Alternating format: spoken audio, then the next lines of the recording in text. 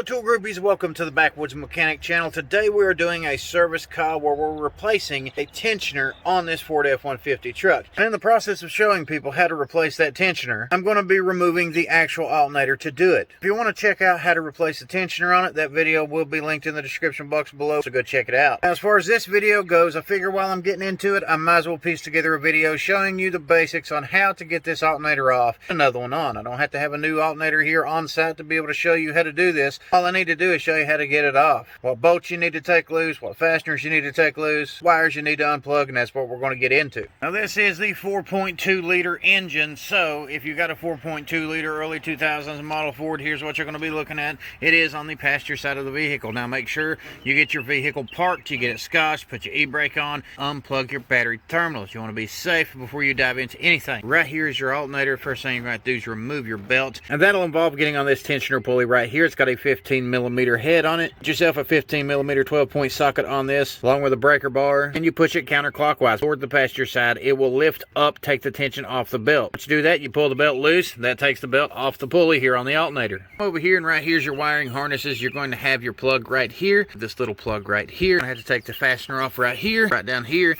Then you're going to take this outer fastener off that connects to your AC line right here. Once you pull that off, you're going to have another fastener right up and under this. You want to pull all that stuff off there. Then you'll have yourself a fastener right here on the back of this. You'll pull this little rubber booty out, take that fastener off, pull your alternator out of here, and then all you got to do is hook up your new one the exact same way that you pulled the old one off. We're using a gear wrench breaker bar, and this is nothing but a 12.15 millimeter socket by Stanley. I'm going to take it, I'm going to turn it sideways, I'm going to guide it right down in here, and then we're going to get on this tensioner. I'm going to pull it toward me on the passenger side. When I pull it toward the passenger side, it will raise up on that tensioner and it will pull the tension off the belt. What you got to do is reach over here, your belt off of one of your pulleys. Just make sure before you pull your serpentine belt off of anything that you are aware of how your belt goes back on, and you should be fine because it's going to have to be put on the exact same way. I held the tension down with the breaker bar and I pulled it off of that smooth pulley right there because it was the easiest one.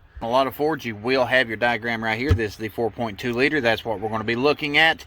We pulled it off of that pulley right there. This is your alternator pulley, crank pulley, tensioner, AC over here. You get the picture. Make sure you got the diagram that you need for the job, or draw it out for yourself. The alternator itself is also going to have 15 millimeter fasteners on it, so I can use the exact same breaker bar right here, the exact same socket. I'll go ahead and get that one broke loose. I can put a ratchet on it after the fact. But in order to get to the bottom one, you do have this hose in the way, so you're going to have to move this out of the way to get to it, which involves taking loose this fastener first. Now once again, I have exchanged sockets. I've got a 13 millimeter on the end of my breaker bar here, and I'm just basically doing this because it gives me some nice long reach all the way up through here, and I can easily just take this, turn it, and break that fastener loose. It's got all that rust around it. I want to make my job as easy as possible. Now that that's broke loose, I can put a regular socket ratchet on there, and I can run that on off here.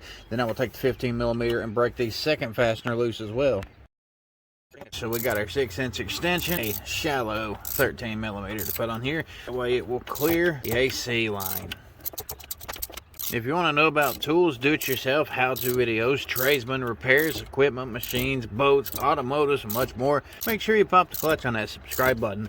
Go over to Instagram and hit follow. Check out the Facebook page, TikTok, Rumble, and other social media platforms. Now that we got that one run off there, we're going to go ahead and pull the fastener off. Set it somewhere where you know you won't lose it. Now we can lift up and remove this line back and forth so you can easily get on top of this 15 millimeter fastener, this 15 millimeter fastener, and then boom, you pull those three out, you can pull your alternator loose. Now you can use a 3/8 drive ratchet to get this job done, of course, but I'm using the 1/2-inch drive flex head. This is the Pittsburgh from Harbor Freight because I'm currently testing out this ratchet before I review it. Plus 1/2-inch drive, the big long handle, the flex head, you get all that extra leverage, less hassle. So I can get right on these and I can get the fasteners off quicker I normally would be able to with a 3/8 drive.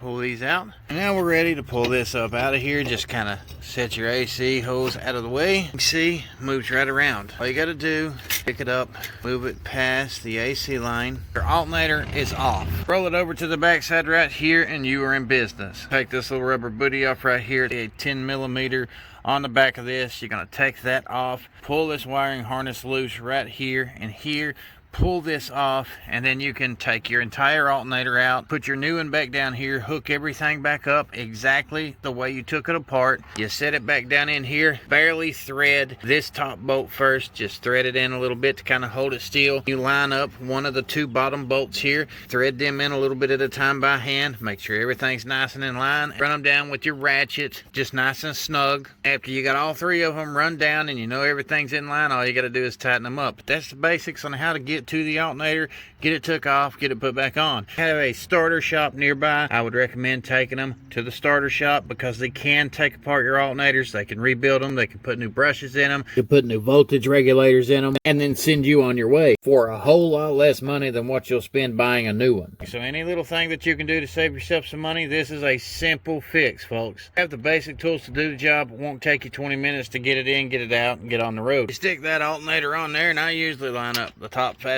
here, then I go down to this one right here, then I go to the one on the right. This one's the one that will require a deep wall, simply because you're gonna have the smaller size on the outside. And this is one reason why I like ratchets like this, is simply because you can lock the head into place and then you can choose the angle that you want. And this particular ratchet gives you all kinds of different angles to choose from. Check out the tool review I got linked in the description box below for this Michael Pro set. Once you get all these snugged down pretty good, that's when you should grab your torque wrench and make sure to torque them down to spec. Now, if you do not have a torque wrench, make sure you get them nice and snug. Don't over tighten them. You just want them to be nice and tight enough to where you know that they're not going to be loose, but not so tight that you're going to break anything off.